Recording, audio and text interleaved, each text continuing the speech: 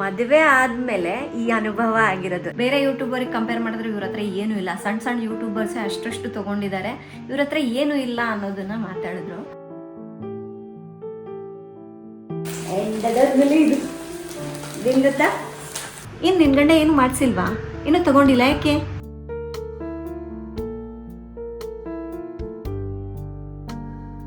Super ಆಗಿದೆ ಅಲ್ಲ? ಅಯ್ಯೋ, ಅಷ್ಟು ದೂರದಿಂದ ತರಿಸ್ಕೊಂಡಲ್ಲ ಅಂತ ಅನ್ಸುತ್ತೆ, ಬೇಜಾರಾಗತ್ತೆ. ಅದಕ್ಕಾಗಿ ನಾನು ಕೆಲವೊಂದು ಫಂಕ್ಷನ್ಗಳಿಗೆ ಟೈಮ್ ಇದ್ರೂ ನಾನು ಹೋಗೋದಿಲ್ಲ.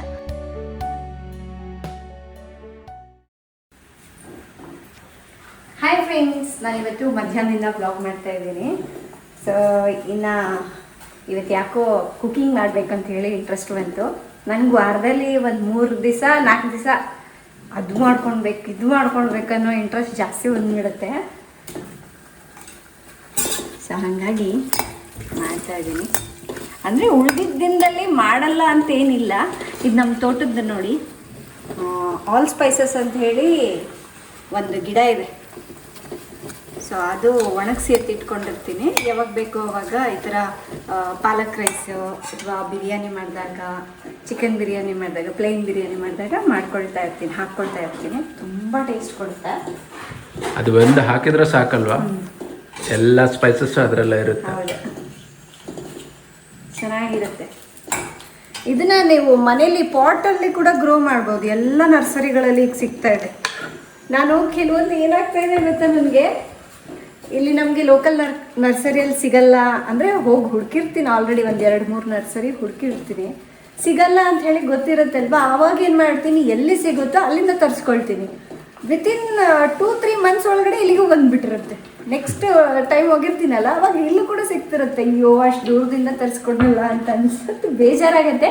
ಇನ್ನೊಂದು ಕಡೆ ಇಲ್ಲಿ ಬರೋದಕ್ಕಿಂತ ಮುಂಚೆನೇ ನಾನು ತಿಳ್ಕೊಂಡು ತರಿಸ್ಕೊಂಡಿದ್ದೀನಲ್ಲ ಅನ್ನೋದು ಒಂದು ಖುಷಿ ಆಗುತ್ತೆ. ಇನ್ನೂ ಮಾಡೋಕ್ಕಾಗಲ್ಲ.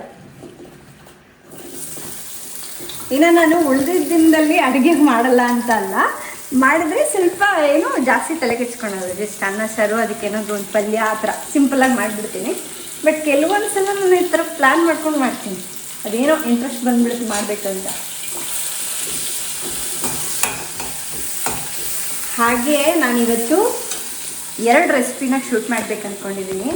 ಸೊ ಎಕ್ಸ್ಪೆಷಲಿ ಈ ಚಳಿಗಾಲದಲ್ಲಿ ಏನೇನು ಇಷ್ಟ ಆಗುತ್ತೆ ಜನರಿಗೆ, ಅಂದರೆ ನಮ್ಗೆ ತಿನ್ಬೇಕು ಏನೇನು ಇಷ್ಟ ಆಗುತ್ತಲ್ಲ, ಸೊ ಅಂಥದ್ದು ಹೇಗಿದ್ರು ನಾನು ಮನೇಲಿ ಮಾಡ್ತಾ ಇರ್ತೀನಿ. ಜೊತೆಗೆ ನಿಮಗೂ ಶೇರ್ ಮಾಡ್ಬೇಕಂತೇಳಿ ರೆಸಿಪಿ ಶೂಟ್ ಮಾಡ್ತೀನಿ. ಅದಕ್ಕೆಲ್ಲ ರೆಡಿ ಮಾಡ್ಕೊಳ್ತಾ ಇದ್ದೀನಿ. ಒಂದು ಕಡೆ ಅಡುಗೆ ಮಾಡ್ತಾ, ಇನ್ನೊಂದು ಕಡೆ ಅದಕ್ಕೆ ಏನೇನು ಬೇಕೋ ಎಲ್ಲ ರೆಡಿ ಮಾಡ್ಕೊಳ್ತೀನಿ. ಇವತ್ತು ಸಿಂಪಲ್ಲಾಗಿ ನಿಂಬೆಕಾಯಿ ಖಾರ ಮಾಡೋಣ ಅಂದ್ಕೊಂಡಿದ್ದೀನಿ. ನಿಂಬೆಕಾಯಿ ಖಾರನ ಚಿಕ್ಕ ವಯಸ್ಸಿನಲ್ಲಿ ನಾವು ತಿಂತಾ ಇದ್ವಿ ಹಳ್ಳಿಯಲ್ಲಿ, ನೆನಪಿದೆಯೋ ಇಲ್ಲ ಗೊತ್ತಿಲ್ಲ.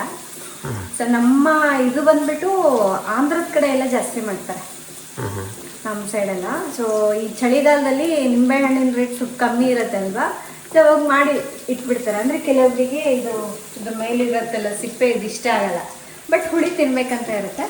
ಸೊ ಅಂಥವ್ರೆಲ್ಲರಿಗೋಸ್ಕರ ಈ ರೆಸಿಪಿ ರುಚಿ ಭಾಷೆಯಲ್ಲಿ ಹಾಕ್ತೀನಿ. ಈಗಲೇ ಮಾಡಿದ್ಮೇಲೆ ತೋರಿಸ್ತೀನಿ ನಿಮಗೆ. ಫಸ್ಟ್ ಅಡುಗೆ ಮಾಡ್ಕೊಂಡ್ಬಿಡೋಣ ಅಂತ, ಯಾಕೆಂದರೆ ಎಷ್ಟೊತ್ತಾಗುತ್ತೋ ಗೊತ್ತಿಲ್ಲ. ಅದಲ್ಲದೆ ಇವತ್ತು ಹೊರಗಡೆ ಬೇರೆ ಹೋಗಬೇಕು, ಸಿನಿಮಾನ ಕರ್ಕೊಂಡು ಬಂದು ಊಟ ಮಾಡಿಸಿ ಕರ್ಕೊಂಡು ಹೋಗಬೇಕು, ತುಂಬ ಲೇಟ್ ಆಗಿಬಿಡುತ್ತೆ. ಸೊ ಫಸ್ಟ್ ಅಡುಗೆ ಮುಗಿಸ್ಕೊಂಡ್ಬಿಡ್ತೀನಿ ನಾನು. ಫ್ರೆಂಡ್ಸ್, ಈಗ ಪಾಲಕ್ ರೈಸ್ ಜೊತೆಗೆ ಪೆಪ್ಪರ್ ಚಿಕನ್ ನಾನು ಮಾಡೋಣ ಅಂದ್ಕೊಂಡಿದ್ದೀನಿ. ಆ್ಯಂಡ್ ಅದಾದ್ಮೇಲೆ ಇದೇನು ಗೊತ್ತಾ, ನಿಮ್ಗೆ ಗೊತ್ತಾ ರಜೆ? ಇದು ಗೊತ್ತಾ ಇದೆ ಏನಂತ? ನೋಡಿದ್ದೀನಿ ಬಟ್ ತಿಂದಿಲ್ಲ. ಇದು ಚೈನೀಸ್ ಕ್ಯಾಬೇಜ್ ಅಂತ ಹೇಳ್ತಾರೆ. ಕ್ಯಾಬೇಜಾ? ಹಾಂ, ಚೈನೀಸ್ದು ಚೈನೀಸ್ ಅನ್ನ. ಹೌದಾ? ಸೇಮ್ ಏನಿಲ್ಲ, ನಮಗೆ ಇಲ್ಲಿ ನಾರ್ಮಲ್ ಕ್ಯಾಬೇಜ್ ಯಾವ ರೀತಿನೋ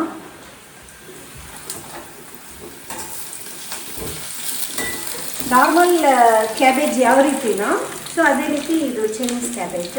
ಸೇಮ್ ಪಲ್ಯನೂ ಮಾಡ್ಬೋದು ಅಥವಾ ಸ್ಟೀರ್ ಫ್ರೈ ಮಾಡ್ಕೊಳ್ಬೋದು. ಇದಕ್ಕೆ ನೂಡಲ್ಸ್ ಜೊತೆಗೂ ಕೂಡ ಇದನ್ನು ಯೂಸ್ ಮಾಡ್ಕೋಬೋದು. ಅಂದರೆ ತರಕಾರಿ ಎಲ್ಲ ಹಾಕ್ತೀವಲ್ಲ, ಅದೇ ಥರ ಈ ತರಕಾರಿನೂ ಕೂಡ ಹಾಕೋಬೋದು. ಸ್ವಲ್ಪ ಇದನ್ನು ಫ್ರೈ ಮಾಡಿಬಿಡ್ತೀನಿ. ನಿಮ್ಗೆ ಇನ್ನೊಂದು ಗೊತ್ತಾ, ನಾವು ಮದುವೆ ಆದಾಗಿಂದ ನಾನು ಜಾಸ್ತಿ ಕಿಚನಲ್ಲಿ ಸ್ಪೆಂಡ್ ಮಾಡಿರೋದಂದರೆ ಈ ಕಿಚನಲ್ಲಿ. ಅದು ಮೇ ಬಿ ಏನೋ ನಮ್ಮ ಸ್ವಂತ ಮನೆ ಅಂತಾನೂ ಇರ್ಬೋದು, ಗೊತ್ತಿಲ್ಲ. ಇಲ್ಲ, ಕಾರ್ ಕಲ್ತಿದೆಯಲ್ಲ, ಹೊರಗಡೆ ಹೋಗೋದು, ಹೊಸ ಹೊಸ ವೆಜಿಟೇಬಲ್ಸ್ ಎಲ್ಲ ತಗೊಂಡ್ಬರೋದು. ಈಗ ಅದನ್ನು ಅಡುಗೆ ಮಾಡ್ಕೊಂಡು ತಿನ್ಬೇಕಲ್ಲ, ಇಂಟ್ರೆಸ್ಟ್ ಬಂದ್ಬಿಡುತ್ತಾ. ಅದು ಕೂಡ ಒಂದು ರೀಸನ್. ಹೌದು, ಕಾರ್ ಕಲ್ತಾಗಿಂದಂತೂ ಸಿಕ್ಕಾಬಟ್ಟೆ ವೆರೈಟೀಸ್ ಮಾಡ್ಕೊಳ್ತಾ ಇದ್ದೀನಿ. ಅಂದರೆ ನನಗೆ ಅವಾಗೆಲ್ಲ ಏನಾಗ್ತಿತ್ತು, ಬರೀ ರಾಜು ಮೇಲೆ ಡಿಪೆಂಡ್ ಆಗ್ತಾ ಇದೆ.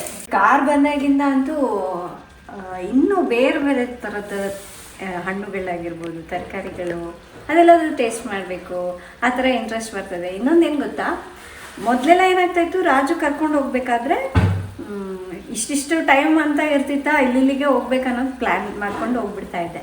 ಬಟ್ ಇವಾಗ ಏನಾಗುತ್ತೆ ಗೊತ್ತಾ, ಚಿನಿಮನ್ ಸ್ಕೂಲಿಗೆ ಬಿಟ್ಮೇಲೆ ಅಲ್ಲಿ ಏನೋ ಹೊಸ ಶಾಪ್ ಓಪನ್ ಆಗಿದೆ ಅಲ್ವಾ, ಏನಿದು ನೋಡ್ಕೊಂಬರೋಣ, ಕಾರ್ ಪಾರ್ಕ್ ಮಾಡೋದಲ್ಲಿ ಹೋಗಿ ನೋಡ್ಕೊಂಬರೋದು, ಇದೇನಿದು ಈ ಅಂಗಡಿ ನೋಡೇ ಇಲ್ಲಲ್ಲ, ಏನೇನು ಸಿಗುತ್ತೆ ನೋಡ್ಕೊಂಬರೋಣ ಅಂತ ಹೇಳಿದ್ರು ಹೋಗೋದು. ಸೊ ಈ ಮೈಸೂರಲ್ಲಿ ಎಷ್ಟೊಂದು ವೆರೈಟೀಸ್ ಸೇಲ್ ಮಾಡ್ತಾರಲ್ವಾ, ಎಲ್ಲ ಥರದ ಜನರು ಬಂದಿರ್ತಾರೆ, ಎಲ್ಲ ಥರದ ವೆರೈಟೀಸ್ ಸಿಗುತ್ತೆ. ಹಿಂಗೆಲ್ಲ ತಿರುಗ್ತಾ ಇದ್ರೆ ಗೊತ್ತಾಗುತ್ತೆ ಅದೆಲ್ಲ. ಇವಾಗ ಏನಾಗಿದೆ ಗೊತ್ತಾ ರಾಜು, ಎಲ್ಲೆಲ್ಲಿ ಏನೇನು ಸಿಗುತ್ತೆ ಅನ್ನೋದು ಚೆನ್ನಾಗಿ ಗೊತ್ತಾಗ್ಬಿಟ್ಟಿದೆ ನನಗೆ. ಯಾವ ಏರಿಯಾದಲ್ಲಿ ಸಿಗುತ್ತೆ, ಎಲ್ಲಿ ಸಿಗುತ್ತೆ. ಅವಾಗೆಲ್ಲ ಏನಾಗ್ತಾ ಇತ್ತು ಅಂದರೆ ಅಷ್ಟಾಗಿ ತಲೆಗೆಡ್ಸ್ಕೊಳ್ತಾ ಇಲ್ಲ. ಈಗ ನಾನೇ ಹೋಗ್ಬೇಕಾಗಿರೋದ್ರಿಂದ ಪ್ರತಿಯೊಂದು ಜಾಗದಲ್ಲಿ ಹೋಗಬೇಕು, ತಿಳ್ಕೋಬೇಕು. ಅಟ್ಲೀಸ್ಟ್ ಏನಂದರೆ ಕೆಲವೊಂದು ವಸ್ತುನ ನಾನು ತಗೊಳ್ಳಲ್ಲ, ರೇಟ್ ಏನಿರುತ್ತೆ ತಿಳ್ಕೊಬೇಕಂತ ಹೆಣ್ಮಕ್ಳಲ್ಲಿ ತುಂಬ ಇರುತ್ತಲ್ವ. ಸೊ ಇಂಥದ್ದೆಲ್ಲ ನಾನು ಹೋಗಿ ವಿಚಾರಿಸ್ಕೊಂಬರ್ತೀನಿ, ಹಾಗಾಗಿ ಕೆಲವೊಂದು ಗೊತ್ತು. ನದೀರು ಎದ್ಬಿಟ್ಟ. ಸೊ ಪಾಲಕ್ ರೈಸ್ ರೆಡಿ ಆಯಿತು. ಅವನು ಪೆಪ್ಪರ್ ಚಿಕನ್ ತಿನ್ನಲ್ಲ, ಅದಕ್ಕೆ ದೀರುಗಷ್ಟೇ ಒಂದು ಮೊಟ್ಟೆ ಕುದಿಸ್ತಾ ಇದ್ದೀನಿ.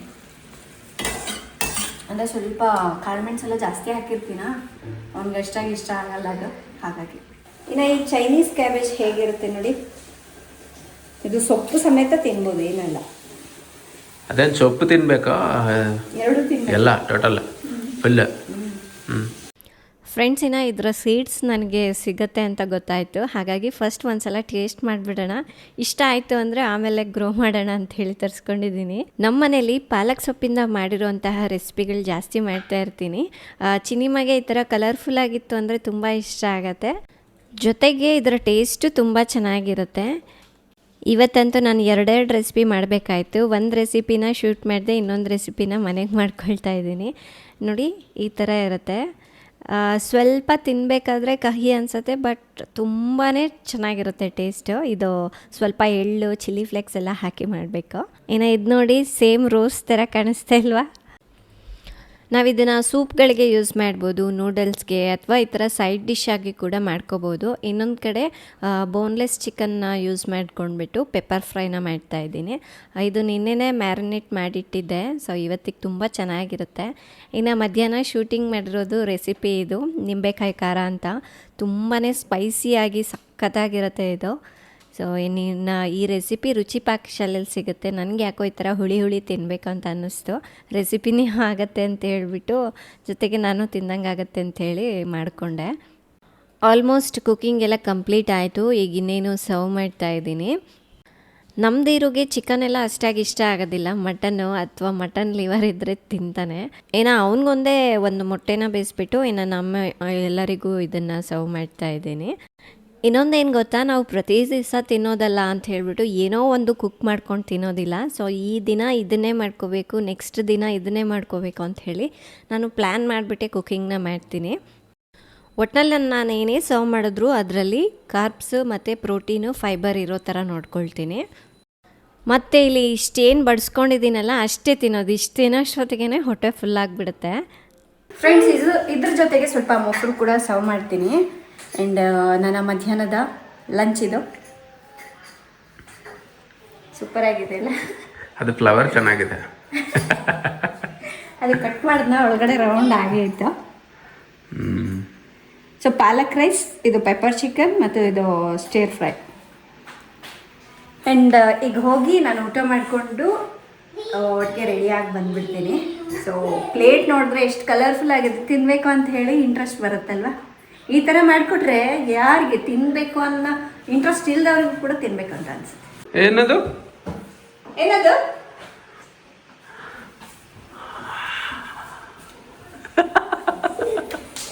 ಕೈಗೆ ಸಿಗೋದಿಲ್ಲ, ಆಮೇಲೆ ಕೈಗೆ ಸಿಗಲ್ಲ. ಕೈಯಲ್ಲಿ ಮೊಟ್ಟೆ ಸಿಕ್ಬಿಟ್ಟಿದೆ, ಯಾರಿಗೂ ಕೊಡ್ತಾ ಇಲ್ಲ, ಕೊಡಿಲೆ ಅಂದರೆ ಇದು ಕುದಿಸಿರೋ ಮೊಟ್ಟೆ ಅದು, ಹಾಗಾಗಿ ಕೊಟ್ಟಿದ್ದೀನಿ. ಹೇಳಕ್ ಬಿದ್ರು ಏನಾಗಲ್ಲ ಅಂತ. ಕೊಡಿ ಕೊಡೋಲಿ, ಕೊಡಿ ಕುಡಿ ಕೊಡೋ. ಹೊಡೆದ್ಬಿಡ್ತಾನೆ ಸುಮ್ಮನೆ ಬೇಡ. ಕೊಡು, ನಿಂಗೆ ಕೊಡ್ತೀನಿ, ಕೊಡು ಕೊಡು ಜಲ್ದಿ. ನಡಿ ನಡಿಯಲಿ. ಫ್ರೆಂಡ್ಸ್, ನಿಮ್ಗೆ ನೆನಪಿದ್ಯಾ, ದೀರು ಅಷ್ಟು ಚಿನಿಮಾ ಇರಬೇಕಾದ್ರೆ ತುಂಬ ಹೊತ್ತು ಕಿಚನಲ್ಲೇ ಟೈಮ್ ಸ್ಪೆಂಡ್ ಮಾಡ್ತಾಯಿದ್ಲು ಮತ್ತು ಕಿಚನ್ ಐಟಮ್ಸ್ ಜೊತೆನೇ ಆಟಾಡ್ತಾ ಇದ್ಲು. ಈಗ ಇವನು ಕೂಡ ಅದನ್ನೇ ಕಲ್ತ್ಕೊಂಡ್ಬಿಟ್ಟಿದ್ದಾನೆ. ಚಿನಿಮಾ ಕುಡಿಯೋಣ ಟಪ್ಪಂತ.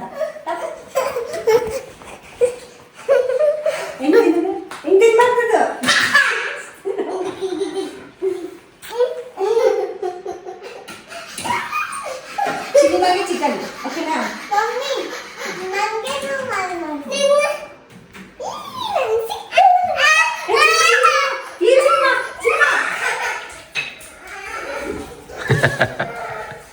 ಫ್ರೆಂಡ್ಸ್, ಇನ್ನು ಮಧ್ಯಾಹ್ನದಿಂದ ಈ ವ್ಲಾಗ್ನ ಕಂಟಿನ್ಯೂ ಮಾಡ್ತಾ ಇದ್ದೀನಿ. ಚಿನಿಮಾ ಒಂದು 2 months ಆಯಿತು ಮಾಲಿಗೆ ಕರ್ಕೊಂಡು ಹೋಗು ಅಂತ ಕೇಳೋಕ್ಕೆ. ಹಾಗಾಗಿ ಇವತ್ತು ಸ್ವಲ್ಪ ರಾಜುನೂ ಫ್ರೀ ಆಗಿದ್ರು, ಹಾಗಾಗಿ ಅವಳನ್ನ ಕರ್ಕೊಂಡು ಹೋಗೋಣ ಅಂತ ಹೇಳಿ ಡಿಸೈಡ್ ಆದ್ವಿ. ಇನ್ನು ದೀರುಗೆ ಸ್ವಲ್ಪ ನೆಗಡಿ ಆಗಿತ್ತು, ಅವನಿಗೆ ಸ್ವಲ್ಪ ಡಿಸ್ಕಂಫರ್ಟ್ ಫೀಲ್ ಆಗತ್ತಲ್ವಾ ಹೊರಗಡೆ ಎಲ್ಲಾದರೂ ಕರ್ಕೊಂಡು ಹೋದಾಗ ಜನರ ಮಧ್ಯೆ. ಸೊ ಅದಕ್ಕಾಗಿ ಮನೇಲೇ ಬಿಟ್ಟು ಬಂದಿದ್ದೀನಿ ಸಿರಪ್ ಹಾಕ್ಬಿಟ್ಟು. ನಿದ್ದೆ ಬೇರೆ ಬಂದ್ಬಿಡುತ್ತೆ ಅವನಿಗೆ ಸಿರಪ್ ಹಾಕಿದ ತಕ್ಷಣ. ಹಾಗಾಗಿ ನಾನು, ರಾಜು, ಚಿನಿಮಾ 3 ಜನನೂ ಹೋಗ್ತಾ ಇದ್ದೀವಿ. ಹಾಗೆ ನಾನು ಮತ್ತು ರಾಜು ಸ್ವಲ್ಪ ಶಾಪಿಂಗ್ ಮಾಡೋದಿದೆ, ಸೊ ಆ ಶಾಪಿಂಗ್ ಕೂಡ ಮಾಡ್ಕೊಂಡು ಬರ್ತೀವಿ. 4 ಜನ ಹೋದರೆ ಇನ್ನೂ ಸೂಪರ್ ಆಗಿರುತ್ತೆ. ಬಟ್ ಏನು ತೊಗೊಳಕ್ಕಾಗೋದಿಲ್ಲ, ಜಸ್ಟ್ ಹೋಗಬೇಕು, ಅವರಿಬ್ರು ನೋಡ್ಕೋಬೇಕು, ಬರಬೇಕು. ಬಟ್ ಚಿನಿಮಾ ಸ್ವಲ್ಪ ಕೇಳ್ತಾಳೆ, ದೀರು ಇನ್ನೂ ಸ್ವಲ್ಪ ದೊಡ್ಡವನಾಗಬೇಕು, ಇನ್ನೊಂದು 6 months ಬೇಕಾಗತ್ತೆ ಅವನು ಕೇಳಲಿಕ್ಕೆ ಅಂತೂ. ಹಾಗಾಗಿ ಚಿನಿಮಾನೊಬ್ಬಳನ್ನೇ ಕರ್ಕೊಂಡು ಹೋಗ್ತಾ ಇದ್ದೀವಿ ಅಲ್ಲ ಚಿನಿ? ಚಿನಿಮಾ, ನೀನೇನಕ್ಕೆ ಬರ್ತಾ ಇದೆಯಾ? ನಾನು ಅಪ್ಪ ಶಾಪಿಂಗ್ ಹೋಗ್ತಾ ಇದೀವಿ, ನೀನೇನಕ್ಕೆ ಬರ್ತಾ ಇದೀಯಾ? ಮತ್ತೆ ಮನೆಯಲ್ಲಿ ಬೋರ್ ಆಗ್ತದೆ, ಅದಕ್ಕೆ ಹೊರಗಡೆ ಬಂದ್ರೆ ತುಂಬಾ ತುಂಬಾ ಹ್ಯಾಪಿಯಾಗಿ ಇರ್ತೀನಿ. ಹೊರಗಡೆ ಬಂದ್ರೆ ತುಂಬಾ ಹ್ಯಾಪಿ ಆಗಿರ್ತೀಯಾ? ಮನೇಲಿ ಹ್ಯಾಪಿ ಆಗಿರೋದಿಲ್ವಾ ನೀನು? ಬೋರ್ ಆಗತ್ತೆ. ತಮ್ಮ ಜೊತೆ ಆಟ ಆಡ್ಕೋಬೋದಲ್ಲ? ಮತ್ತೆ ತಮ್ಮ ಹೇಳಲ್ಲ. ಏನ್ ಹೇಳಲ್ಲ? ಬೇಗ ಬೇಗ ಅಂದ್ರೆ ಅವಳು ಕೇಳಿದ ತಕ್ಷಣ ಬೇಗ ಬೇಗ ಬೇಗ ಮಾತಾಡ್ಬೇಕು. ಅವ್ನ್ ಗಂಟೆಗೊಂದು ಹೇಳ್ತಾನಲ್ಲ, ಅದು ಇಷ್ಟ ಆಗಲ್ಲ ಅಲ್ಲ? ಸರಿ, ಇವತ್ತು ಶಾಪಿಂಗ್ ಹೋಗೋಣ ಆಯ್ತಾ? ಫ್ರೆಂಡ್ಸ್, ಇನ್ನು ಮಾಲ್ ಒಳಗಡೆ ಎಂಟ್ರಾದ್ಮೇಲೆ ಟೈಮ್ ಹೇಗೆ ಹೋಗುತ್ತೆ ಅನ್ನೋದೇ ಗೊತ್ತಾಗೋದಿಲ್ಲ. ಪ್ರತಿಯೊಂದು ನಿಮಿಷನೂ ಕೂಡ ಕೌಂಟ್ ಆಗತ್ತೆ. ಸೊ ಅದಕ್ಕಾಗಿ ನಾನು ಆದಷ್ಟು ಬೇಗ ಸ್ಪೀಡಾಗಿ ಮಾಡ್ಕೊಂಬಿಡ್ಬೇಕು, ಬೇಗ ಕೆಲಸ ಮುಗಿಸ್ಕೊಳ್ಬೇಕು ಅಂತೇಳಿ ನಾನು ಮುಂಚೆನೇ ಪ್ಲ್ಯಾನ್ ಮಾಡ್ಕೊಂಡು ಬಂದಿರ್ತೀನಿ, ಎಲ್ಲೆಲ್ಲಿ ಹೋಗಬೇಕು, ಏನೇನು ಶಾಪಿಂಗ್ ಮಾಡಬೇಕು ಅಂತ. ಇಲ್ಲಿ ಬಂದುಬಿಟ್ಟು ಟೈಮ್ ವೇಸ್ಟ್ ಆಗುತ್ತೆ ಅನ್ನೋದು ತುಂಬ ಸಲ ಎಕ್ಸ್ಪೀರಿಯೆನ್ಸ್ ಆಗಿದೆ. ಇನ್ನು ಇಲ್ಲಿ ನಮ್ಮ ಫಾಲೋವರ್ ಒಬ್ಬರು ಸಿಕ್ಕಿದ್ರು, ಆ್ಯಕ್ಚುಲಿ ಅವರು ಬೆಂಗಳೂರವ್ರಂತೆ. ಹಾಗೆ ಬಂದಿದ್ದರು. ಸೊ ನಮ್ಮನ್ನು ನೋಡಿ ತುಂಬ ಖುಷಿಪಟ್ಟರು, ನನಗೂ ತುಂಬ ಖುಷಿ ಆಯಿತು. ಎಲ್ಲೆಲ್ಲಿಂದ ನಮ್ಮ ವ್ಲಾಗ್ಸ್ ಎಲ್ಲ ನೋಡ್ತಾರಲ್ವ, ನಾನೇನೋ ಸುಮಾರು ವರ್ಷಗಳಿಂದ ಪರಿಚಯ ಇರೋರ ಥರ ಬಂದು ಮಾತಾಡಿಸ್ತಾರೆ, ಅದು ಒಂಥರ ಖುಷಿ ಕೊಡುತ್ತೆ. ಇನ್ನು ಶಾಪಿಂಗ್ ಮಾಡೋಕ್ಕೆ ಬಂದ್ವಿ. ಚಿನಿಮಾಗೆ ಹೇಗೆ ಪಿಂಕ್ ಕಲರ್ ಅಂದರೆ ತುಂಬ ಇಷ್ಟ ಆಗುತ್ತೋ, ಅದೇ ರೀತಿ ನನಗೆ ಸ್ವಲ್ಪ ಬ್ಲೂ ಕಲರ್ಸ್ ಅಂದರೆ ತುಂಬಾ ಇಷ್ಟ ಆಗುತ್ತೆ. ಹಾಗಂತ ಹೇಳಿಬಿಟ್ಟು ಕೆಲವು ಬ್ಲೂ ಕಲರ್ಸ್ ಸೆಲೆಕ್ಟ್ ಮಾಡಿಕೊಂಡು ಟ್ರಯಲ್ ಮಾಡ್ತಾ ಇದ್ದೀನಿ. ಇದು ಹೇಗೆ ಕಾಣಿಸ್ತಾ ಇದೆ? ನನಗಿದು ಸ್ವಲ್ಪ ಇಷ್ಟ ಆಯಿತು, ರಾಜುಗೂ ಇಷ್ಟ ಆಯಿತು. ಬಟ್ ಸ್ವಲ್ಪ ಹೊತ್ತು ಆದಮೇಲೆ ನನಗೆ ಯಾಕೋ ಬೇಡ ಅಂತ ಅನ್ನಿಸ್ತು. ರೆಗ್ಯುಲರಾಗಿ ವೇರ್ ಮಾಡೋಕ್ಕಾಗಲ್ಲ, ಏನಿದ್ರು ಈ ವಿಂಟರಲ್ಲಿ ತುಂಬ ಚೆನ್ನಾಗಿರುತ್ತೆ. ಬಟ್ ಆದರೂ ಏನಕ್ಕೂ ಇಷ್ಟ ಆಗಲಿಲ್ಲ. ಸರಿ ಅಂತ ಹೇಳ್ಬಿಟ್ಟು ಬೇರೆದು ನೋಡೋಣ ಅಂದ್ಕೊಂಡಿದ್ದೀನಿ. ಇನ್ನು ರಾಜು ಇದ್ದು ಇದಕ್ಕೆ ಇನ್ನೊಂದು ಬೇಜ್ ಕಲರ್ ಇದೆ, ಅದನ್ನು ಟ್ರಯಲ್ ಮಾಡ್ತೀಯ ನೋಡು ಅಂತ ಇದ್ದರು. ಸರಿ ನೋಡೋಣ ಅಂಥೇಳಿ ಹಿಡಿದ್ರೆ ಅದು ಸರಿಯಾಗಿ ಸೂಟ್ ಆಗಲಿಲ್ಲ. ಏನೋ ಇದು ಬೇಡ ಅಂದ್ಕೊಂಡ್ಮೇಲೆ ಮತ್ತೇನಕ್ಕೆ ಅಂಥೇಳಿ ಇನ್ನೊಂದು ಟ್ರಯಲ್ ಮಾಡ್ತಾಯಿದ್ದೀನಿ. ಸೊ ಇದು ಕೂಡ ಅಷ್ಟೇ ತುಂಬ ಇಷ್ಟ ಆಯಿತು ನನಗೆ. ಈ ಟೈಪ್ ಸ್ವಲ್ಪ ಇಷ್ಟ ಆಗುತ್ತೆ. ಅದು ಅಲ್ಲದೆ ನನಗೆ ತೀರಾ ಟೈಟಾಗಿರುವಂತಹ ಡ್ರೆಸ್ಗಳನ್ನ ವೇರ್ ಮಾಡೋಕ್ಕೆ ಇಷ್ಟ ಆಗೋದಿಲ್ಲ, ಸ್ವಲ್ಪ ಕಂಫರ್ಟಬಲ್ ಆಗಿರಬೇಕು. ಸ್ವಲ್ಪ ಬ್ರ್ಯಾಂಡೆಡ್ ಬಟ್ಟೆಗಳೆಲ್ಲ ಈ ಥರ ಹೋಗಿ ಟ್ರಯಲ್ ಮಾಡಿ ತೊಗೊಂಡ್ರೇ ನಮಗೆ ಹೇಗೆ ಕಾಣುತ್ತೆ, ಅದು ಕಂಫರ್ಟಬಲ್ ಆಗಿ ಇದೆಯಾ ಇಲ್ಲ ಅನ್ನೋದು ಗೊತ್ತಾಗುತ್ತೆ. ಹಾಗಾಗಿ ನಾನು ಅವಾಗವಾಗ ವಿಸಿಟ್ ಮಾಡ್ತಾ ಇರ್ತೀನಿ, ನೋಡ್ತಾ ಇರ್ತೀನಿ ಹೊಸ ಟ್ರೆಂಡ್ ಏನು ಬರುತ್ತೆ ಅದನ್ನೆಲ್ಲ ಟ್ರಯಲ್ ಮಾಡ್ತೀನಿ. ಆ್ಯಂಡ್ ಇನ್ನೊಂದು ಬ್ಲೂ ಕಲರ್ ವೇರ್ ಮಾಡಿದ್ದೀನಲ್ವಾ, ಇದಂತೂ ಸಿಕ್ಕಾಪಟ್ಟೆ ಕಂಫರ್ಟಬಲ್ ಆಗಿತ್ತು.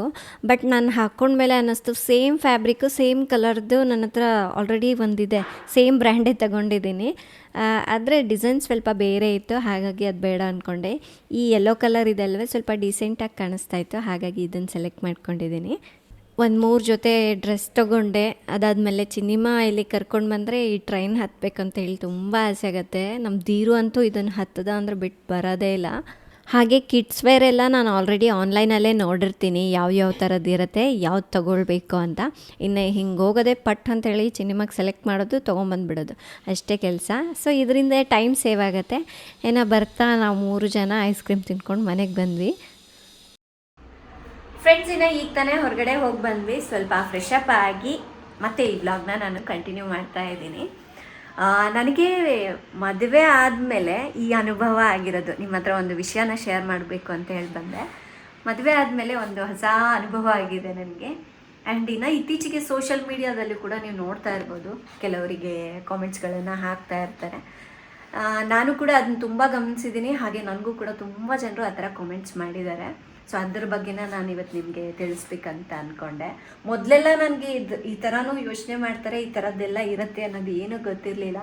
ಬಟ್ ಮದುವೆ ಆದಮೇಲೆ ಕೆಲವೊಂದು ಫಂಕ್ಷನ್ಗಳಿಗೆ ಮತ್ತು ಕೆಲವೊಂದು ಜನರು ಇರೋ ಜಾಗಕ್ಕೆಲ್ಲ ಹೋಗ್ತೀವಲ್ವ, ಅವಾಗ ಮಾತ್ರ ಅದು ಒಳ್ಳೆ ಅನುಭವ ಆಗಿದೆ. ಏಕೆಂದರೆ ಕೆಲವರು ಕಂಕಣ ಕಟ್ಕೊಂಡೇ ಬಂದಿರ್ತಾರೆ ಆ ಥರ ಮಾತಾಡಬೇಕು ಅಂತ. ಹಾಗಾಗಿ ಅದರ ಅನುಭವ ಆಗಿದೆ. ಏನಪ್ಪ ಅಂದರೆ ರೀಸೆಂಟಾಗಿ ನನಗೆ ಕೆಲವೊಬ್ರು ಕಾಮೆಂಟ್ಸ್ ಮಾಡಿದರು, ಶರು ನಿಮ್ಮ ಗೋಲ್ಡ್ ಕಲೆಕ್ಷನ್ ಏನಿದೆ ಅದು ತೋರಿಸಿ, ಏನು ಲೇಟೆಸ್ಟ್ ಡಿಸೈನ್ಸ್ ಇದೆ, ನೀವು ಅದೆಲ್ಲ ವೇರ್ ಮಾಡ್ತಿರ್ತೀರ, ತೋರಿಸಿ ನಮಗೂ ಅಂತ. ನಾನು ಇದ್ರ ಬಗ್ಗೆ ಆಲ್ರೆಡಿ ಸಾಕಷ್ಟು ವೀಡಿಯೋಗಳನ್ನ ಅವಾಗವಾಗ, ಅಂದರೆ ನಾನು ಯಾವಾಗ ತೊಗೊಂಡಿದ್ದೀನೋ ಅವಾಗ ಮಾಡಿದ್ದೀನಿ. ನನ್ನ ಹತ್ರ ಏನೋ ಅಷ್ಟೊಂದು ಕಲೆಕ್ಷನ್ಸ್ ಇಲ್ಲ, ನನಗೆ ಎಷ್ಟು ಬೇಕು ನಾನು ಡೈಲಿ ಏನು ವೇರ್ ಮಾಡ್ತೀನಲ್ವ ಅಷ್ಟೇ. ಅದ್ಬಿಟ್ಟು ಎಲ್ಲಾದರೂ ಫಂಕ್ಷನ್ಗೆ ಹೋದಾಗ ಏನು ಬೇಕೋ ಅಷ್ಟಿದೆ ಅಷ್ಟೇ ಅಂತ ಹೇಳಿದೆ. ಸೊ ಅದ್ರ ಕೆಳಗೆ ಇನ್ನೊಬ್ರು ಬಂದು ಕಮೆಂಟ್ ಮಾಡಿದರು, ಏನಂದರೆ ಅವ್ರ ಹತ್ರ ಕಲೆಕ್ಷನ್ ಇದ್ದರೆ ಅಲ್ವಾ ತೋರ್ಸೋಕ್ಕೆ, ಏನು ಕಲೆಕ್ಷನ್ನೇ ಇಲ್ಲ ಅಂದಮೇಲೆ ನಿಮ್ಗೇನು ತೋರಿಸ್ತಾರೆ, ಈ ಥರ ಸ್ವಲ್ಪ ವ್ಯಂಗ್ಯವಾಗಿ ಮಾತಾಡಿದ್ರು. ಬೇರೆ ಯೂಟ್ಯೂಬರಿಗೆ ಕಂಪೇರ್ ಮಾಡಿದ್ರೆ ಇವ್ರ ಹತ್ರ ಏನೂ ಇಲ್ಲ, ಸಣ್ಣ ಯೂಟ್ಯೂಬರ್ಸೇ ಅಷ್ಟು ತೊಗೊಂಡಿದ್ದಾರೆ, ಇವ್ರ ಹತ್ರ ಏನೂ ಇಲ್ಲ ಅನ್ನೋದನ್ನು ಮಾತಾಡಿದ್ರು. ನನಗೆ ಅನ್ನಿಸ್ತು, ಇನ್ನೂ ಇವ್ರು ಯಾವ ಕಾಲದಲ್ಲಿದ್ದಾರಪ್ಪ, ಅಂದರೆ ಗೋಲ್ಡ್ ಇದ್ದರೆ ಒಳ್ಳೆಯವರು, ಗೋಲ್ಡ್ ಇಲ್ಲ ಅಂದರೆ ಕೆಟ್ಟವರು, ಗೋಲ್ಡ್ ಇದ್ದರೆ ಶ್ರೀಮಂತರು, ಇಲ್ಲಾಂದರೆ ಬಡವರು, ಈ ಥರ ಡಿಸೈಡ್ ಮಾಡಿಬಿಡ್ತಾರಲ್ಲ ಅಂತ ಅನ್ನಿಸ್ತು. ನಾನು ಹೋಗಿ ಹೇಳಿದೆ, ಬೇರೆಯವರಿಗೆ ಕಂಪೇರ್ ಮಾಡೋದಲ್ವ, ನಮ್ಗೆ ಎಷ್ಟು ಅಗತ್ಯ ಇದೆಯೋ ಅಷ್ಟು ಮಾತ್ರ ತೊಗೊಳ್ಬೇಕು. ಈಗ ನೋಡಿ, ಒಬ್ಬ ಮನುಷ್ಯ ಇಷ್ಟು ತಿಂತಾನೆ ಅಂತ ಹೇಳಿಬಿಟ್ಟು ನಾವು ಕೂಡ ಅಷ್ಟೇ ತಿನ್ನೋಕ್ಕಾಗೋದಿಲ್ಲ. ಅವ್ರ ಕೆಪಾಸಿಟಿ ಎಷ್ಟಿದೆಯೋ ಅಷ್ಟು ಅಲ್ವಾ. ಅದೇ ರೀತಿಯಾಗಿ ನನ್ನ ಕೆಪಾಸಿಟಿ ಏನಿದೆ ಆ್ಯಂಡ್ ನನಗೆ ಎಷ್ಟು ಬೇಕೋ ಅಷ್ಟು ಮಾತ್ರನೇ ನಾನು ಪರ್ಚೇಸ್ ಮಾಡ್ಬೋದು. ಯಾರೋ ತೊಗೊಂಡಿದ್ದಾರೆ, ಯಾರೋ ಯೂಟ್ಯೂಬರ್ಸ್ ಪರ್ಚೇಸ್ ಮಾಡಿದ್ದಾರೆ ಅಂತೇಳಿ ನಾನು ತೊಗೊಳಕ್ಕಾಗತ್ತಾ? ಇಲ್ಲ ಅಲ್ವಾ. ಈಗ ನಾನೇನೋ ಮನೆ ತೊಗೊಂಡಿದ್ದೀನಿ ಅಂತ ಹೇಳ್ಬಿಟ್ಟು ಇನ್ನೊಬ್ಬರು ಸಾಲ ಮಾಡಿಬಿಟ್ಟು ಯೂಟ್ಯೂಬರ್ ಹೋಗಿ ಮನೆ ತೊಗೊಂಡ್ರೆ ಆಗತ್ತಾ? ಇಲ್ಲ. ಅವ್ರ ಕೆಪಾಸಿಟಿ ಏನಿದೆ, ಅವ್ರು ಕಟ್ಟೋಕ್ಕಾಗತ್ತಾ ಇಲ್ಲ, ಅದೆಲ್ಲ ಯೋಚನೆ ಮಾಡಿನೇ ಮಾಡಿರ್ತಾರೆ. ಅದೇ ಥರ ನಾನು ಕೂಡ ಅಷ್ಟೇ, ನಮ್ಗೆ ಎಷ್ಟು ಅಗತ್ಯ ಇದೆಯೋ ಅಷ್ಟು ಮಾತ್ರ ನಾನು ತೊಗೊಳ್ತೀವಿ. ಇನ್ನು ಉಳಿದಿರೋಂತಹ ಹಣವನ್ನು ಅಲ್ಲಿ ಇಲ್ಲಿ ಇನ್ವೆಸ್ಟ್ ಮಾಡೋದು ಅಥವಾ ನಮ್ಮ ಹೆಲ್ತಿಗೆ, ನಾನು ಮೇಯ್ನಾಗಿ ನೋಡಿಯಪ್ಪ ದುಡ್ಡು ಕೂಡಿಡಬೇಕು, ಅದು ಮಾಡಬೇಕು ಇದು ಮಾಡಬೇಕು ಅನ್ನೋದಕ್ಕಿಂತ ಜಾಸ್ತಿ ನನ್ನ ಹೆಲ್ತ್ ನೋಡ್ಕೋಬೇಕು, ನನ್ನ ಫ್ಯಾಮ್ಲಿ ಹೆಲ್ತ್ ನೋಡ್ಕೊಳ್ಬೇಕು ಅನ್ನೋದಕ್ಕೆ ಜಾಸ್ತಿ ನಾನು ಇಂಪಾರ್ಟೆನ್ಸ್ ಕೊಡ್ತೀನಿ. ಇವಾಗೇ ಅಲ್ಲ, ನಾನು ಫಸ್ಟಿಂದನೂ ಅಷ್ಟೇ, ಸಿನಿಮಾ ಹುಟ್ಟಾಗ್ಲಿಂದನೂ ಅವಳಿಗೆ ಅದು ತಿನ್ನಿಸ್ಬೇಕು, ಈ ಥರದ್ದು ತಿನ್ನಿಸ್ಬೇಕು, ನನ್ನ ಮಕ್ಕಳು ಇಂಥದ್ದೆಲ್ಲ ತಿನ್ನಬೇಕು, ನಾವು ಇಂಥದ್ದೆಲ್ಲ ಟೇಸ್ಟ್ ಮಾಡಬೇಕು. ಯಾಕೆಂದರೆ ಇರೋದು ಒಂದು ಲೈಫ್, ಎಲ್ಲ ಥರದ ಫುಡ್ಡು ಟೇಸ್ಟ್ ಮಾಡಬೇಕು ಅನ್ನೋದು ಆಸೆ ನನಗೆ.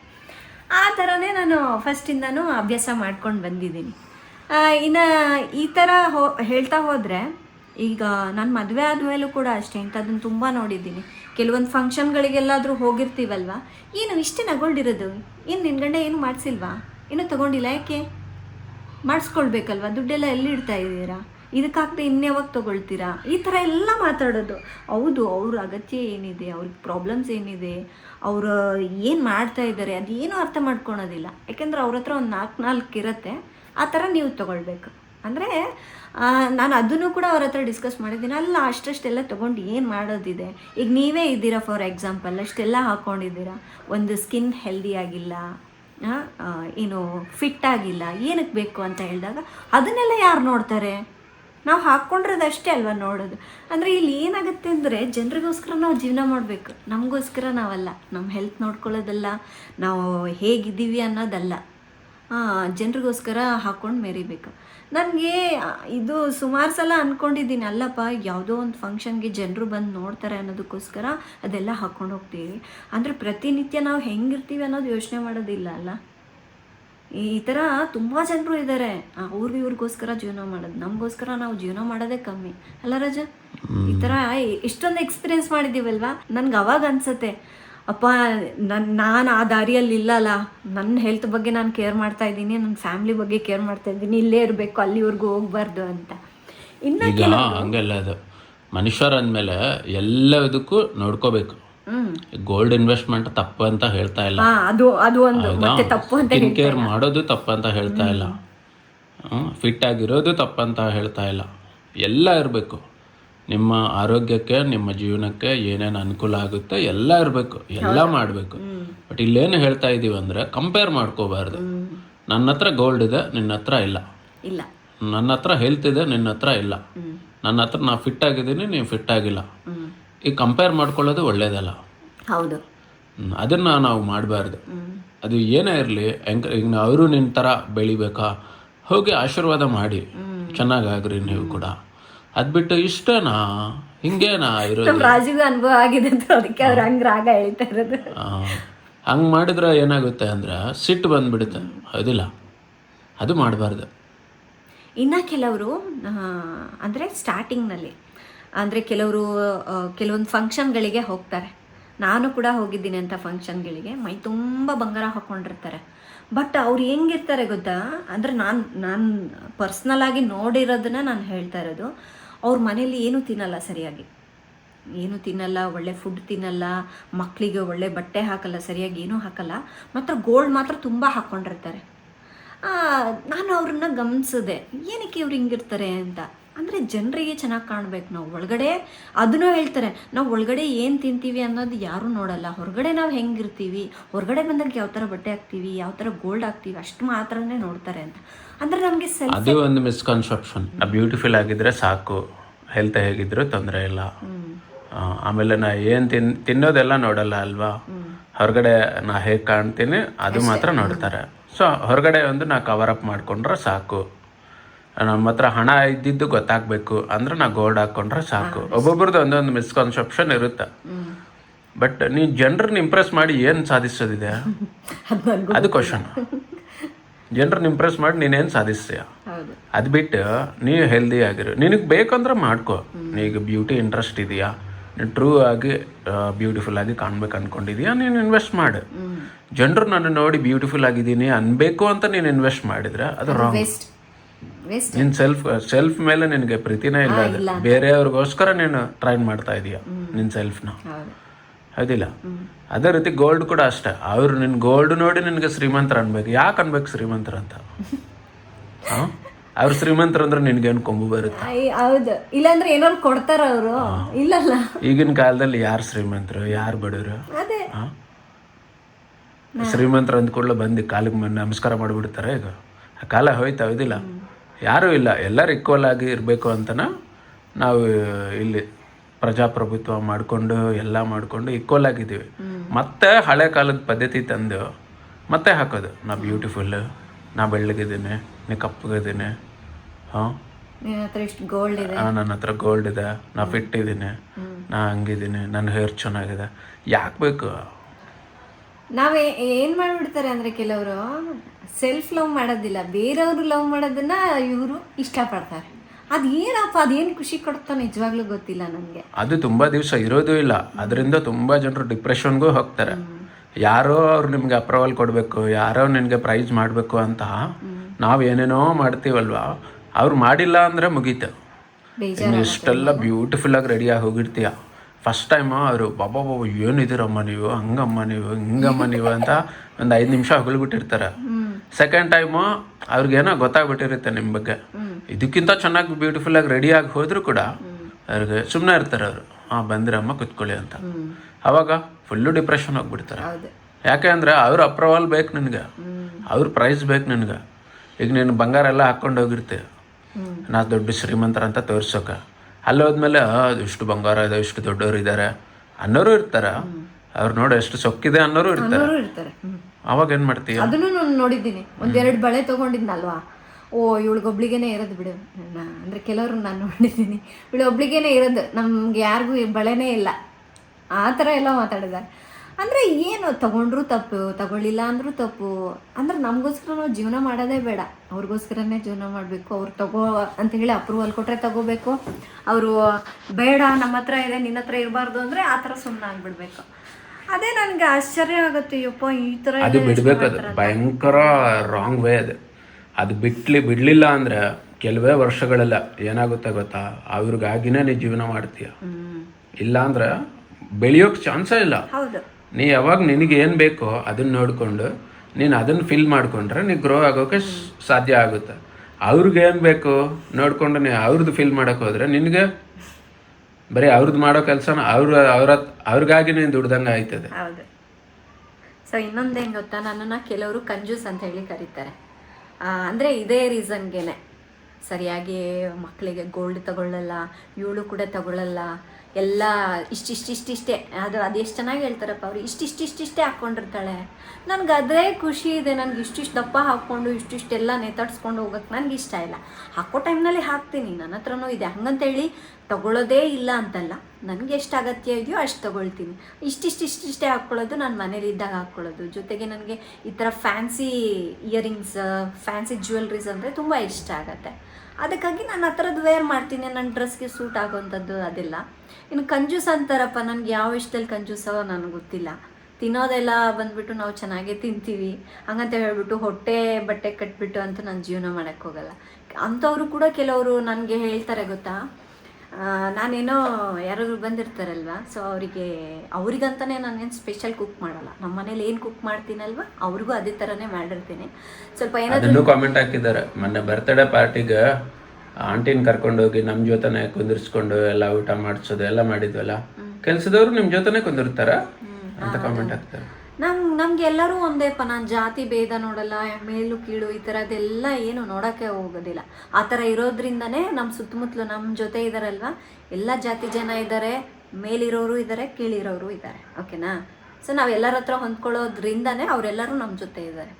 ನಾವು ಅದೆಲ್ಲ ಏನೂ ನೋಡೋಕೆ ಹೋಗೋದಿಲ್ಲ. ಈಗ ಡಿಸಿಪ್ಲೈನ್ ಅನ್ನೋದು ಬೇರೆ, ಅವ್ರ ಕೆಲಸ ಏನಿದೆ ಅದನ್ನ ಮಾಡ್ಕೊಂಡು ಹೋಗೋದು ಬೇರೆ. ಹೌದು. ಡಿಸಿಪ್ಲೈನ್ ಬೇರೆ. ಅವ್ರ ಪದ್ಧತಿ ಅವ್ರು ಮಾಡ್ಕೋಬೇಕು, ಅವ್ರ ಕೆಲಸ ಅವ್ರು ಮಾಡಬೇಕು, ಅವ್ರು ಎಲ್ಲಿರ್ಬೇಕು ಅಲ್ಲಿರ್ಬೇಕು, ಅದೆಲ್ಲ ಅವ್ರಿಗೆ ಬಿಟ್ಟಿದ್ದೆ. ಅದು ನೀನು ಹೇಗಿದೀಯಾ, ಅದೇ ಇಂಪಾರ್ಟೆಂಟ್. ನೀನು ಹೇಗೆ ಟ್ರೀಟ್ ಮಾಡ್ತಾ ಇದೀಯಾ ಅವ್ರನ್ನ, ಅದು ಇಂಪಾರ್ಟೆಂಟ್. ಹೌದಿಲ್ಲ? ಅವ್ರ ಲಿಮಿಟ್ ಮೀರಿ ಅವ್ರು ಬಂದ್ರೆ ಅದು ಅವ್ರ ತಪ್ಪು. ಅವಾಗ ನೀನು ಡಿಸಿಪ್ಲೈನ್ ಮಾಡ್ಬೋದು, ಅದು ಬೇರೆ. ಬಟ್ ನೀನು ಅವ್ರು ಏನು ಮಾಡಿಲ್ಲ ಅಂದ್ರು ಅವ್ರಿಗೆ ಒಂಥರ ಕೀಳಾಗಿ ನೋಡೋದು, ತಾರತಮ್ಯ ಮಾಡೋದು, ಇದೆಲ್ಲ ಮಾಡಿದ್ರೆ ಅದು ಕೆಲಸದವ್ರಿಗೆ ಅಂತಾನೆ ಅಲ್ಲ, ಬೇರೆ ಯಾರಿಗಾದ್ರೂ ಅಷ್ಟೇ. ಫ್ರೆಂಡ್ ಇರಲಿ, ಬೆಳ್ಳಗಿರ್ಲಿ, ಕಪ್ಪಗಿರ್ಲಿ, ಹಣ ಇರಲಿ, ಬಿಡ್ಲಿ, ಏನೇ ಆಗಿರ್ಲಿ, ಹಂಗೆ ಮಾಡಬಾರ್ದು. ತಾರತಮ್ಯ ಮಾಡೋದೇ ತಪ್ಪದು. ಸೊ ಇನ್ನೊಂದು ರಾಜು, ನನ್ನ ಅನ್ಕೊಳ್ತಾರಲ್ಲ ಕಂಜೂಸ್ ಅನ್ನೋರಿಗೆ ಹೇಳ್ತಾ ಇದ್ದೀನಿ ನಾನು. ಕಂಜೂಸ್ ಅಂತ ಹೇಳ್ತಾರೆ, ಬಟ್ ನಾನು ಯಾವುದ್ರಲ್ಲಿ ಕಂಜೂಸ್ ಅನ್ನೋದು ನನಗೆ ಗೊತ್ತಿಲ್ಲ. ಅವ್ರು ಏನು ಅನ್ಕೊಂತಾರೆ ಗೊತ್ತಾ, ನಾನು ಏನಾದರೂ ಸ್ವಲ್ಪ ಡ್ರೈ ಫ್ರೂಟ್ಸು, ಈ ತುಪ್ಪ ಮತ್ತು ಫ್ರೂಟ್ಸು, ಪಿಯರ್ ಫ್ರೂಟ್ ಇಂಥದ್ದೆಲ್ಲ, ಅಂದರೆ ನಾನು ಎಲ್ಲಾದರೂ ಹೊರಗಡೆ ಹೋದಾಗಿರ್ಬೋದು ಅಥವಾ ಯಾರಾದರೂ ಬಂದಾಗ ನಮಗೆ ಹೇಗೆ ಸರ್ವ್ ಮಾಡ್ತೀನೋ ಅವ್ರಿಗೂ ಹಾಗೆ ಸರ್ವ್ ಮಾಡಿರ್ತೀನಲ್ವ. ಇವಳಿಗೆ ದುಡ್ಡು ಜಾಸ್ತಿ ಆಗಿಬಿಟ್ಟಿದೆ, ಇಷ್ಟೆಲ್ಲ ಖರ್ಚು ಮಾಡ್ತಾಳೆ, ಅದ್ರ ಬದಲಾಗಿ ಇನ್ನೇನಕ್ಕಾದ್ರೂ ಇನ್ವೆಸ್ಟ್ ಮಾಡ್ಬೋದು, ಏನಾದರೂ ತೊಗೊಳ್ಬೋದಲ್ಲ, ಈ ಥರ ನಮಗೆ ಡೈರೆಕ್ಟಾಗೇ ಹೇಳೋಗ್ಬಿಡ್ತಾರೆ ಕೆಲವರು. ನನಗೆ ಎಷ್ಟು ಸಿಟ್ಟು ಬಂದುಬಿಡುತ್ತೆ ಗೊತ್ತಾ. ನಾನೇನೋ ಅವರಿಗೆ ನಾನು ಮಾಡಾಕಿದ್ದೀನಿ ಅನ್ನೋದು ಇಲ್ಲ ಅವರಿಗೆ. ಇಷ್ಟೆಲ್ಲ ವೇಸ್ಟ್ ಮಾಡ್ತಾ ಇದ್ದಾಳಲ್ಲ, ಅಂದರೆ ತಿನ್ನೋದು ತಪ್ಪು, ಚೆನ್ನಾಗಿ ತಿನ್ನೋದು ತಪ್ಪು, ಚೆನ್ನಾಗಿರೋದು ತಪ್ಪು. ಮಾತ್ರ ನಾವು ಗೋಲ್ಡ್ ಹಾಕ್ಕೊಂಡು ಮೆರಿಬೇಕು, ಅವಾಗೇ ನಾವು ಫುಲ್ ರಿಚ್ ಇದ್ದಾಗೆ. ಅವ್ರಿಗೆ ತೋರಿಸ್ಬೇಕು ಬೇರೆಯವ್ರಿಗೆ ಅನ್ನೋದು ತುಂಬಾ. ಕೆಲವೊಂದ್ಸಾರಿ ಏನ್ ಮಾಡಿದ್ದೆ, ಒಂದು ಸ್ಲಮ್ನಲ್ಲಿ ಕೆಲವು ಜನರಿಗೆ ನಾವು ಊಟ ಮಾಡಿಸೋಣ ಅಂತ ಮನಸ್ಸು ಬಂತ. ಹೌದು, ಇದು ನನಗೂ ಹೇಳಿದಾರೆ ರಾಜನ್. ಅವ್ರು ಕರ್ಕೊಂಡೋಗಿ ಹೋಟೆಲ್ಗೆ ಹೋಗಿದ್ದೀನಿ, ಒಳ್ಳೆ ಆರ್ಡರ್ ಮಾಡಿದ್ದೀನಿ ಅವ್ರಿಗೆಲ್ಲ ಏನೇನ್ ಬೇಕೋ ನೋಡ್ಕೊಂಡು. ಇದು ಮದುವೆ ಆಗೋದಕ್ಕಿಂತ ಮುಂಚೆ ಅಲ್ಲ ರಾಜು? ಮದುವೆ ಆಗೋದಕ್ಕಿಂತ ಮುಂಚೆ ಆರ್ಡರ್ ಮಾಡಿದ್ದೀನಿ. ಅದು ಫಸ್ಟ್ ಸ್ಯಾಲ್ರಿ. ಯಾರಿಗಾದ್ರೂ ಒಳ್ಳೆ ಕೆಲಸ ಮಾಡೋಣ ಅಂತ ಸ್ಲಮ್ ಜನರು ಕರ್ಕೊಂಡು ಹೋಗಿದ್ದೀನಿ, ಒಂದು 5-6 ಜನ ಹುಡುಗರು ಗೊತ್ತಿದ್ರ. ಅವ್ರಿಗೆ ಏನ್ ಬೇಕೋ ಅದೇ ಆರ್ಡರ್ ಮಾಡಿದೀವಿ. ಒಳ್ಳೆ ಫುಡ್, ಒಳ್ಳೆ ಹೋಟೆಲ್. ಎಲ್ಲದರಲ್ಲಿ ಒಂದೊಂದು ಪೀಸ್ 2 ಪೀಸ್ ಬಿಟ್ಬಿಟ್ಟಿದ್ದಾರೆ. ಚಿಕನ್, ಅದು ನಾನ್ ವೆಜ್, ವೆಜ್ ಏನೇ ಇರಲಿ ಎಲ್ಲದ್ರಲ್ಲೂ 1 ಪೀಸ್ 2 ಪೀಸ್ ಬಿಟ್ಟಿದ್ದಾರೆ. ಯಾಕೆ ಹಂಗೆ ಬಿಡ್ತಾ ಇದೆ ಅಂದರೆ ಬಿಡ್ಬೇಕಣ್ಣ, ಇಲ್ಲ ಅಂದ್ರೆ ನಾವು ಬಡವರು ಅನ್ಕೊಂತಾರೆ ನೋಡಿ ಅಂತ. ಅಲ್ಲಪ್ಪ, ತಿನ್ನೋದ್ರ ಬಿಟ್ರ ಶ್ರೀಮಂತರಾಗ್ತಾರೆ ನೀವು ಅಂದ್ರೆ, ಮತ್ತೆ ಇಲ್ಲೆಲ್ಲರೂ ಹಂಗೆ ಬಿಡ್ತಾರ. ಬಿಟ್ರೆ ಹಣ ಇದ್ದವ್ರ ಬಿಡೋದು, ಹಣ ಇಲ್ದವರು ಎಲ್ಲ ಕಂಪ್ಲೀಟ್ ತಿಂತಾರೆ ಅಂತ ಅವ್ರ ಮೈಂಡ್ ಸೆಟ್. ಅದಕ್ಕೆ ನಾವು ಬಿಡ್ತೀವಿ. ಅವ್ರು ಎಲ್ಲಿರ್ತಾರ? ಸ್ಲಮ್ಮಲ್ಲೇ ಇರ್ತಾರೆ. ಲೆಕ್ಕ ಹಾಕೋ. ಹೌದು, ಇದು ನನ್ನ ರಾಜು ಎಷ್ಟು ಸಲ ಹೇಳಿದಾರು, ಯಾರಿಗಾದ್ರೂ ಈ ಥರ ಮಾಡಿರ್ತಾರಲ್ಲ ಅದು ಮನ್ಸಲ್ಲಿ ಕುತ್ಕೊಂಡ್ಬಿಡುತ್ತೆ. ನಾವು ಯಾರಿಗಾದ್ರೂ ಇನ್ನೊಂದ್ಸರಿ ಏನ್ ಗೊತ್ತಾ, ನಾವು ಫಸ್ಟ್ ಮಾಯಲೋಕ ಈ ಚಾನಲ್ ಮಾಡಿದಾಗ ಅಡಿಗೆ ಮಾಡ್ಕೊಂಡು ಬೀದಿಗೆ ಹೋಗಿ ಎಲ್ಲ ಊಟ ಹಂಚ್ತಾ ಇದ್ವಿ ಗೊತ್ತಾ. ಅವಾಗ್ಲೂ ಹೇಳ್ತಾರೆ, ಇದು ನಾನು ಊಟದ ಟೈಮ್ ಅಲ್ಲ, ರಾತ್ರಿ ಬಂದ್ಕೊಡಿ ಅಂತ. ರಾತ್ರಿ ಬನ್ನಿ, ನಾ ಈ ಟೈಮ್ನಲ್ಲಿ ರೈಸ್ ತಿನ್ನಲ್ಲ, ಚಪಾತಿ ನನಗೆ ರೈಸ್ ಬೇಡ, ಹಣ ಇದ್ರೆ ಹಣ ಕೊಡು. ಇನ್ ಕೆಲವ್ರು ಏನೋ ಪರೋಟ ಕೊಡು, ಏನೇನೇನೋ ಕೇಳಿದ್ರು. ನನಗೆ ಯಪ್ಪ ಬೇಡ್ಕೊಳ್ಳೋರು ಹಿಂಗೂ ಬಿಡ್ತಾರ ಅನ್ನೋದು ಗೊತ್ತಾಯ್ತು ಅವಾಗ್ಲೇನೆ. ನಾನು ಅದನ್ನ ಅವಾಗ್ಲೂ ಕೂಡ ಶೇರ್ ಮಾಡ್ಕೊಂಡಿದ್ದೀನಿ, ನಾನು ಈ ತರ ಎಲ್ಲಾ ಮಾತಾಡಿದ್ರು ಅಂತ ಹೇಳ್ಬಿಟ್ಟು. ಅಂದ್ರೆ ಒಳ್ಳೆಯವರು ಇದಾರೆ, ಇಲ್ಲ ಅಂತಲ್ಲ. ಬಟ್ ಈ ಮೈಂಡ್ ಸೆಟ್ ಎಷ್ಟು ದಿವಸ ಇರುತ್ತೆ ನೋಡು, ಉದ್ಧಾರ ಆಗೋದು ತುಂಬಾ ಕಷ್ಟ. ಯಾಕೆಂದ್ರೆ ವೇಸ್ಟ್ ಆಗುತ್ತೆ. ಇನ್ನೊಬ್ರನ್ನ ಇಂಪ್ರೆಸ್ ಮಾಡ್ಬೇಕಂತ ಟೈಮ್ ವೇಸ್ಟ್, ಹಣ ವೇಸ್ಟ್, ಎಲ್ಲ ವೇಸ್ಟ್. ಮತ್ತೆ ಡಿಪ್ರೆಷನ್ ಹೋಗೋದು ತುಂಬಾ.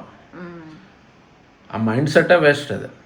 ಅದರಿಂದ ಯಾವುದ್ರಲ್ಲಿ ನೀ ಯಾವ ಪದ್ಧತಿಯಲ್ಲಿ ಹೋದ್ರೂ ಲಾಭ ಇಲ್ಲ. ನೀ ಸ್ಪಿರಿಚುವಲ್ ಆಗಿ ಹೋಗು, ಮೆಂಟಲ್ ಆಗಿ ಹೋಗು, ಸೈಂಟಿಫಿಕಲಿ ಹೋಗು, ಹೆಂಗೆ ಹೋದ್ರು ವೇಸ್ಟ್ ಅದು. ಹೌದು. ಸೊ ಇದು ನನಗೆ ನಿಜಾಗ್ಲೂ ತುಂಬ ಎಕ್ಸ್ಪೀರಿಯನ್ಸ್ ಆಗಿದೆ. ಆ್ಯಂಡ್ ನಾನು, ನೀವು ನಂಬ್ತಿರೋ ಇಲ್ಲೋ, ಕೆಲವೊಂದು ಫಂಕ್ಷನ್ಗಳಿಗೆ ನಾನು ಇದೇ ರೀಸನ್ಗೆ ಹೋಗಲ್ಲ. ಏನಕ್ಕೆ ಗೊತ್ತಾ, ಖುಷಿಯಾಗಿ ಹೋಗಿ ಎಲ್ಲರ ಜೊತೆ ಇದ್ದು ಬರಬೇಕು ಅಂತ ಅಂದ್ಕೊಳ್ತೀನಿ. ಬಟ್ ಅಲ್ಲಿ ಆ ಥರ ಎಲ್ಲ ಅಂದರೆ ಅವರು ಡಿಸೈಡ್ ಆಗೇ ಬಂದಿರ್ತಾರೆ, ಈ ಥರ ಮಾತಾಡಬೇಕು ಅಂತೇಳಿ ಮುಂಚೆನೇ ಪ್ಲ್ಯಾನ್ ಇರುತ್ತೆ ಅವರಿಗೆ, ಟೈಮ್ ನೋಡ್ಕೊಂಡು ಮಾತಾಡ್ತಾರೆ. ಬಟ್ ಬೇರೆಯವ್ರಿಗೆ ಎಷ್ಟು ಹರ್ಟ್ ಆಗುತ್ತೆ. ಅಂದರೆ ಈಗ ನನಗೆ ಓಕೆ, ಈಗ ಇಲ್ದವರು ಕಂಪ್ಲೀಟಾಗಿ ಏನೂ ಇಲ್ದವರು ಆ ಥರ ಬಂದಾಗ ಅವ್ರಿಗೆ ಎಷ್ಟು ನೋವಾಗಬೇಡ ಅಲ್ವಾ. ಅದಕ್ಕೆ ಏನೋ ಗೊತ್ತಾ ಪ್ರಾಬ್ಲಮ್, ಅವ್ರಿಗೆ ಇನ್ನೊಬ್ರು ಯಾರಾದರೂ ಅದೇ ಥರ ಮಾಡಿರ್ತಾರೆ, ಇವ್ರು ಅದನ್ನೆಲ್ಲ ತಿಳ್ಕೊಂಬಿಟ್ಟಿರ್ತಾರೆ. ನಾನು ಮಾಡಬೇಕಲ್ಲ ಬೇರೆಯವ್ರಿಗೆ ಅಂತ ಇವ್ರಿಗೆ ಏನೋ ಒಂದು ಹೊಸ ಐಡಿಯಾ ಬಂದಂಗೆ ಇವರೇ ಕ್ರಿಯೇಟ್ ಮಾಡ್ದಂಗೆ ಮಾತಾಡ್ತಾರೆ. ಅದು ಏನೋ ಏನು ಕತೆ, ಅವ್ರು ಇವ್ರಿಗೆ ಅಂದಿದ್ದಾರಂತೆ ಇವ್ರಿಗೆ ಇನ್ನೊಬ್ರಿಗೆ ಅನ್ನೋದು. ನಾನು ಅದಕ್ಕೆ ಕೆಲವೊಂದು ಫಂಕ್ಷನ್ಗಳಿಗೆ ಹೋಗಬೇಕಾದ್ರೆ ಖುಷಿಯಾಗಿ ಹೋಗಿ ಬಂದಿರ್ತೀನಿ.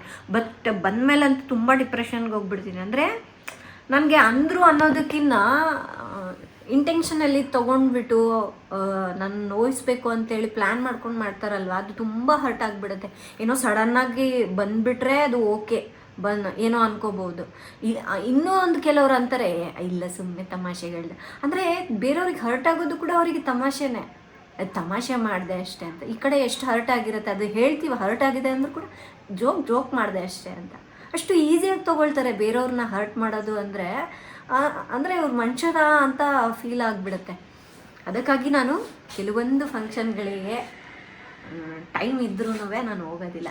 ಅದ್ರ ಬದಲಾಗಿ ನಾನು ಇಲ್ಲದೆ, ಅಂದರೆ ಏನೂ ಇಲ್ಲ ಅಂದರೆ ಇರ್ತಾರ ನೋಡಿ, ಅಂಥವ್ರ ಮನೆಗಳಿಗಾದರೂ ಫಂಕ್ಷನ್ಗೆ ಹೋಗ್ತೀನಿ ಹೊರತಾಗಿ.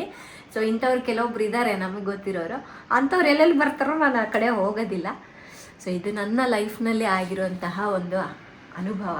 ಸೊ ರೀಸೆಂಟಾಗಿ ನನಗೆ ಈ ಥರ ಕಾಮೆಂಟ್ಸ್ ಮಾಡಿದ್ರಲ್ವ, ಸೊ ಅದು ನನ್ನ ಮನಸ್ಸಲ್ಲಿ ಕುತ್ಕೊಂಡ್ಬಿಟ್ಟಿತ್ತು, ಈ ಥರ ಇದ್ದಾರಲ್ಲಪ್ಪ ಇನ್ನು ಅಂತ. ನಾನು ನೋಡಿ ಯಾರೋ ಒಬ್ರು ಮಾಡ್ತಾರೆ, ಬಟ್ ಅವ್ರಿಗೂ ಇವರೇ ಡಿಫೆನ್ಸ್ ಮಾಡ್ತಾರೆ ಕರೆಕ್ಟ್. ಬಟ್ ಬೇರೆ ಯೂಟ್ಯೂಬರ್ ಮೆಂಟಾಲಿಟಿ ಹೋಗ್ಬೇಕು, ಇವರು ಅನ್ನೋದು ಒಳ್ಳೇದಲ್ಲ ಅಂತ. ಸೊ ನಿಮಗೂ ಯಾರಿಗೆಲ್ಲ ಈ ಥರ ಅನುಭವ ಆಗಿದೆ ಹಂಚ್ಕೊಳ್ಳಿ ನನ್ನ ಜೊತೆ. ಅಂದರೆ ನನಗೂ ಗೊತ್ತಾಗತ್ತೆ ಹೊರಗಡೆ ಪ್ರಪಂಚದಲ್ಲಿ ಈ ಥರ ಇದ್ದಾರೆ ಅಂತ. ಸೊ ಜಸ್ಟ್ ತಿಳ್ಕೊಬೇಕು. ನಾನು ತಿಳ್ಕೊಂಡ್ರೆ 4 ಜನರಿಗೆ ನಾನು ಹೇಳೋಕ್ಕಾಗುತ್ತೆ. ಆ್ಯಂಡ್ ನಮ್ಮ ಕಾಮೆಂಟ್ಸ್ನ ನೋಡಿ 4 ಜನರು ತಿಳ್ಕೊಳ್ತಾರೆ ಅಲ್ವಾ. ಸೊ ಇದು ಯಾಕೋ ಶೇರ್ ಮಾಡ್ಬೇಕನ್ನಿಸ್ತು, ಮಾಡಿದ್ದೀನಿ. ಸೊ ನಿಮ್ಗೇನು ಅನ್ನಿಸ್ತು ಅನ್ನೋದನ್ನು ಕಾಮೆಂಟ್ ಮಾಡಿ. ಇನ್ನು ಇವತ್ತಿನ ಬ್ಲಾಗ್ ಎಲ್ಲ ಎಂಡ್ ಮಾಡ್ತೀನಿ. ಈ ವಿಡಿಯೋ ಇಷ್ಟ ಆದರೆ ಲೈಕ್ ಮಾಡಿ, ಶೇರ್ ಮಾಡಿ. ನಾಳೆ ಇನ್ನೊಂದು ಹೊಸ ವಿಡಿಯೋದೊಂದಿಗೆ ಮತ್ತೆ ಸಿಗೋಣ. ಓಕೆನಾ? ಟೇಕ್ ಕೇರ್, ಬಾಯ್.